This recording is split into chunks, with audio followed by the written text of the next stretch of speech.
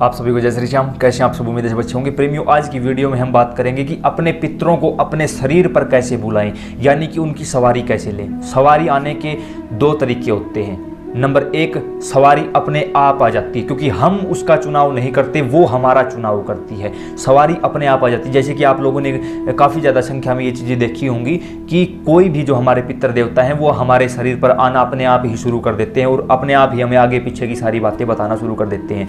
यह एक कारण है जो काफ़ी रेयर होता है, बहुत कम ऐसा चांस होता है, ऐसा देखने को मिला है कि सवारी अपने आप से आई हो। ज़्यादातर संख्या में सवारी को बुलाया जाता है। अब ये तो अपने आप आई है कंप्लीट। अब सवारी बुलाने का क्या कारण है? यह 3 तरीके से सवारी बुलाई जा सकती है। सबसे पहले, आप कोई भी जो मतलब पितरों की शुरुआत से पूजा करते आए हो या अब पूजा कर रहे हो विधि पूर्वक, अगर आपको पितरों के बारे में जानकारी नहीं है तो नीचे डिस्क्रिप्शन में हमने पितरों के ऊपर पूरी सीरीज शुरू कर रखी है और पूरी प्लेलिस्ट का लिंक मिल जाएगा। आपको वो वीडियो जरूर देखनी चाहिए अगर आप भी इस समय बिल्कुल खत्म होने की कगार पर हो, या आपके घर में पितर दोष है या काल सर्प दोष है या कोई भी चक्कर है, एक बार उस प्लेलिस्ट को जरूर देख लेना। आपको सारी बातें क्लियर समझ में आ जाएंगी। अब बात आती है कि पितरों को शरीर पर कैसे बुलाएं। इसके लिए सबसे पहले आपको एक देहधारी गुरु का चुनाव करना होगा। देहधारी गुरु जो आपको आगे रास्ता दिखाएंगे और आपके पितरों को आप तक पहुंचाएंगे। किसी अच्छे व सच्चे गुरु का चुनाव करना है। अगर आप किसी भी गलत डायरेक्शन में गए या आपने किसी भी गलत गुरु का चुनाव कर लिया तो जो सवारी आपके पास है वो भी खत्म हो जाएगी। अब जैसे कि मान के चलो, जो प्रेमी लगातार पितरों की सेवा में हैं, लगातार पितरों की सेवा कर रहे हैं, तो अपने आपके घर के जो पितर हैं वो आपके शरीर पर अपनी उपस्थिति दर्ज करवाना शुरू कर देते हैं। जैसे कि हल्के हल्के झटके महसूस होना, रात को सपन के माध्यम से पितर दिखाई देना, या कुछ ऐसी बातें बता देना जो आपको पहले नहीं पता थी और आपको अचानक पता लगने लग जाती हैं। तो ये पितरों की कृपा है, पितर आ रहे हैं। या जब भी आप उनकी पूजा के लिए उनके स्थान पर बैठते हो उस समय शरीर में कंपन होना, रोंगटे खड़े होना, आंखों से आंसू बहना, शरीर का आगे पीछे हिलना, ये सभी संकेत हैं कि पितरों की सवारी आपके ऊपर आना चाहती है। और ये पितरों की सवारी आप खुल कर लीजिए, क्योंकि आप इस सवारी को रोक नहीं सकते। फिर अगर आने लगी है तो वो आने देना है आपको, ठीक है। उसके लिए सबसे पहला काम है कि जाप, मंत्रों का जाप। रुद्राक्ष की माला के ऊपर ओम नमः शिवाय का, या ओम श्री हनुमते नमः का, या ओम श्री पितर देवाय, ये जाप आप कर सकते हो। लगातार जाप की संख्या बढ़ाते रहिए। ऐसे करके सवारी बिल्कुल खुले रूप में आपके ऊपर आने लगेगी। यह एक कारण होता है। दूसरा, किसी भी जो आपके आसपास कोई भक्त हो, कोई साधक हो जो पूछा वगैरह देते हो, उनके पास आप जाइए, उनसे बात करिए कि इस समय हमारे शरीर पर ये कौन सी शक्ति आ रही है, आप हमारा मार्गदर्शन करिए। लेकिन याद रहे, अगर आप किसी तांत्रिक के पास चले जाते हो या किसी गलत व्यक्ति के पास चले जाते हो तो आपकी उस शक्ति को वो खुद उतार सकता है। याद रखना इस बात को। ये बात कुछ लोग हो सकता है ना माने, क्योंकि आज का आधुनिक युग है, लेकिन माननी ही पड़ेगी, हर हाल में माननी पड़ेगी। 101% सच्चाई है। क्यों? क्योंकि इस समय पर समाज में बुरे लोग ज़्यादा हो चुके हैं। वो आपकी शक्ति को, आपको तो पता ही नहीं कौन सी शक्ति कैसे आ रही, आपकी शक्ति को उतार लेंगे।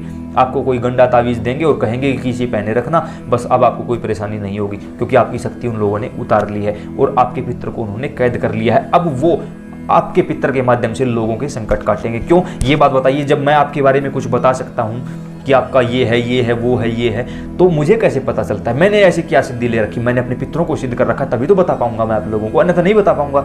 और जब मैंने इतना कुछ कर रखा है तो मैं आपकी शक्ति को उतारने में भी सक्षम हूँ। जब आपको सब कुछ बताने में सक्षम हूँ तो किसी अच्छे व्यक्ति के पास जाइए, वो अपनी शक्ति के माध्यम से आपकी शक्ति से कांटेक्ट करेगा और आपकी शक्ति क्या चाहती है वो सारी बातें आपको बता देगा। इसके लिए हो सकता है आपको अपने कुल देवता, पितर देवता की भेंट भी देनी पड़े। भेंट का मतलब कोई गलत चीज़ नहीं होती। भेंट का मतलब होता है उनके द्वारा लिया गया भोग। पितर देवता के लिए बतासों का भोग, खीर पूरी हलवे का भोग। ऐसे ही कुल देवी व कुल देवता के लिए जो उनका भोग है, खीर चूरमा हलवा, जो भी उनका भोग है, कोई गलत चीज़ नहीं। अगर आपको कोई भी कुछ गलत, कोई बलि देने के लिए कुछ भी ऐसा वैसा कहता है, उसकी बातों पर यकीन मत करना, वो बिल्कुल झूठ बोल रहा है, ऐसा नहीं होता। क्लियर? अब बात, ये 2 तरीके हैं। अब आता तीसरा तरीका। और जैसे मैंने आपको बताया कि गुरु होना जरूरी, गुरु के बगैर काम नहीं चलेगा, गुरु होना जरूरी है। क्यों? क्योंकि गुरु आपके ऊपर आने वाली सवारी से वचन ले लेता है, उसको वचनों में बांध के फिर उस सवारी को अपने अनुसार चलाता है। गुरु के द्वारा 3 वचन लिए जाते हैं, उन वचनों के अनुसार आगे काम होता है। अब जब मान के चलो आप ये काम नहीं करते, खुद से कुछ करना चाहते हो, तो उसके लिए 11 दिनों की आपको एक साधना करनी पड़ेगी। वह 11 दिन कौन से हैं? अमावस्या से पहले 10 दिन, 11वें दिन अमावस्या होनी चाहिए। आपको क्या करना होगा? आपको एक मिट्टी का बर्तन लेना होगा, थोड़ा सा बड़ा बर्तन, 2 लड्डू और सुनार की दुकान से एक नाग नागिन का जोड़ा, एक नाग एक नागिन, छोटा सा चांदी का, 200 रुपए में 250 रुपए में मिल जाएगा सुनार की दुकान से। 2 जनेऊ, एक दीपक, उसके अंदर चौमुखा दीपक होना चाहिए, यानी 4 बातियां लगानी है, घी का, शुद्ध देसी घी का दीपक।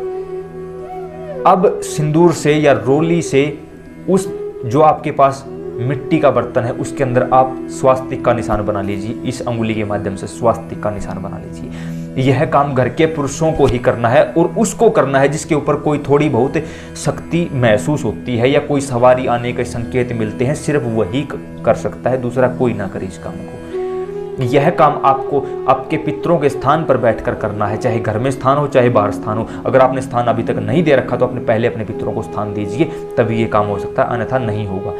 अब यह काम आपको रात के समय करना है और उस समय करना, चाहे 7 बजे ही करो चाहे 9 बजे ही करो, लेकिन उस समय करना है जिस समय करते हुए आपको कोई दूसरा न देखे। हालांकि ये गलत काम नहीं है बिल्कुल भी, लेकिन कोई दूसरा नहीं देखना चाहिए, क्योंकि ये जो शक्तियां हैं ये हर किसी के लिए ऐसे ओपन करने के लिए नहीं होती, ये खुद तक सीमित रखने के लिए होती है।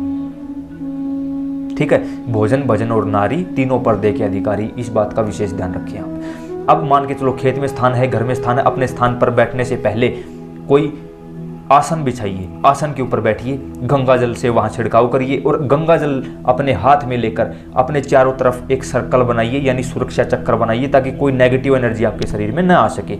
उसके बाद हाथ में जल लेकर संकल्प करना है आपको।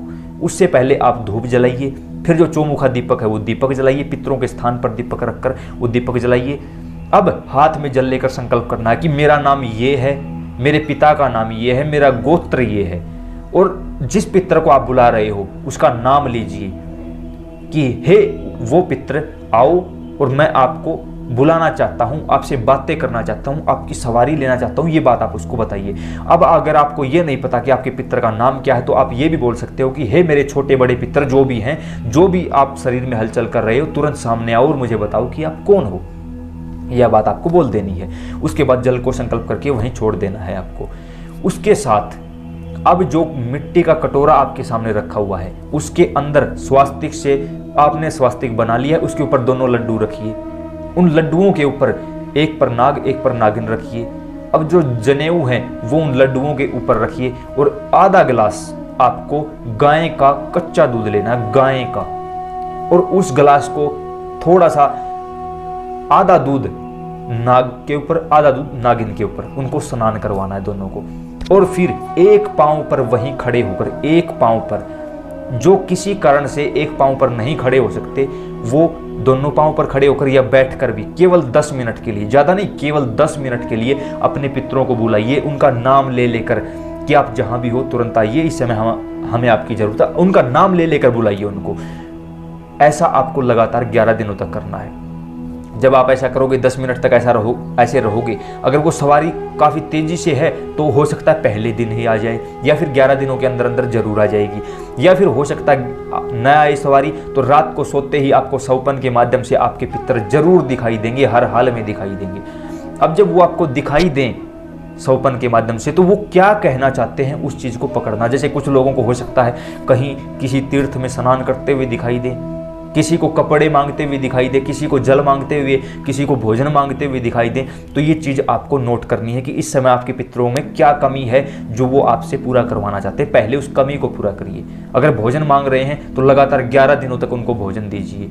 जल मांग रहे हैं तो बेलपत्र में जल डालिए, पीपल के वृक्ष में जल डालिए। पीपल के वृक्ष में रविवार को जल नहीं डाला जाता, याद रखिए इस बात को। बेलपत्र में जल डालिए। आप घर के बाहर जल का छिड़काव करिए सोने से 2 मिनट पहले, और अपने पितरों को सूर्य भगवान के सामने जल दीजिए अपने पितरों का नाम लेकर। इससे जल की पूर्ति होगी, भोजन की पूर्ति होगी। और 5 कपड़े ब्राह्मणों को आपको अमावस्या के दिन देने हैं, या ब्राह्मणों को नहीं देना चाहते तो आप खुद भी पहन सकते हो। जैसे मेरे घर में मैं खुद पहनता हूं तो आप खुद भी पहन सकते हो, वो भी उनका नाम लेकर कि ये कपड़े आपके लिए हैं, आप स्वीकार करिए, वो उन तक पहुंच जाएंगे।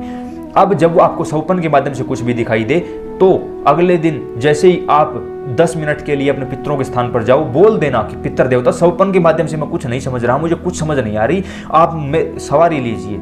इन 11 दिनों के अंदर अंदर या तो खुद सवारी आपके शरीर पर आ जाएगी, या आपको उस दीपक में कोई ना कोई दर्शन होंगे, या फिर आसपास कोई ना कोई आवाज़ सुनाई देगी और आवाज़ के माध्यम से सवाल जवाब होंगे, सारे सवाल जवाब होंगे। और अगर ये भी नहीं होता तो सौपन में ही सवाल जवाब होंगे, जरूर होंगे। अब 11वें दिन अमावस्या आ जाएगी। 11वें दिन अमावस्या आई।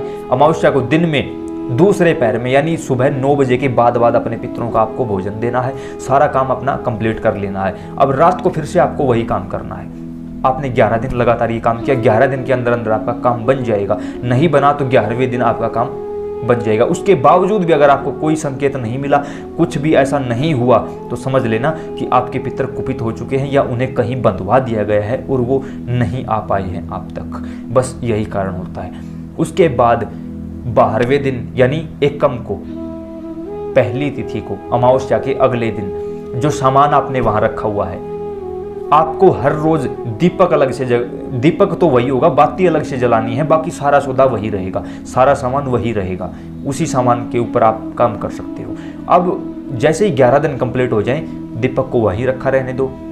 जो नाग नागिन का जोड़ा है उसे अपने पितरों के स्थान पर विराजमान करवा के उनकी पूजा करो। बाकी जो भी सामान है उसे किसी भी पेड़ के नीचे रखाओ या फिर अपने ही खेत में उनका छिड़काव कर दो। कोशिश ये करो कि किसी पीपल के पेड़ के नीचे उस सामान को आप रखाओ कहीं भी, और आपने अपना काम पूरा कर दिया। अब इन 11 दिनों के माध्यम से जब पितर देवता की सवारी आपके ऊपर आती है, तो उस सवारी से आपको ये वचन करने होंगे। मान के चलो आपके ऊपर सवारी आई तो आपको तो पता ही नहीं होगा क्या हो रहा है, उस समय आपको किसी दूसरे व्यक्ति को पास बैठाना है, वो उससे सवाल जवाब करेगा, वो उससे सवाल जवाब करके सारी बातें पूछेगा, फिर पितर देवता आपके शरीर पर आना शुरू हो जाएंगे। इस कार्रवाई के तुरंत बाद, ये पितर नहीं आ रहे तो भी गुरु धारण कर लीजिए, पितर आ गए हैं तो भी गुरु धारण कर लीजिए। क्यों? क्योंकि गुरु उस सवारी से 3 वचन लेगा। कौन से 3 वचन? गुरु के अनुसार वो सवारी चलेगी, ऐसे नहीं चलेगी। पहला वचन कि आप जब भी ये बुलाएगा आप आओगे, जब कभी कहीं भी किसी भी समय ये संकट में होगा आपको बुलाएगा तो आपको आना ही पड़ेगा, वो हाँ करेगी, एक वचन। दूसरा वचन, हर कंडीशन में आप इनकी व इनके परिवार की सहायता करोगे।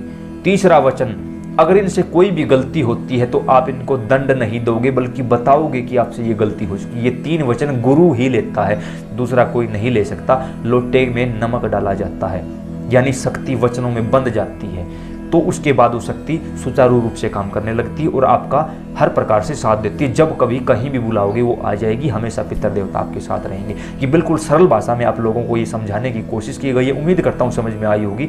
और पूरी सीरीज हमने बनाई हुई है, नीचे डिस्क्रिप्शन में पूरी प्लेलिस्ट मिल जाएगी, आगे पीछे की सभी वीडियो जरूर देखना और इस वीडियो को अन्य प्रेमियों के पास भी आप जरूर शेयर करना।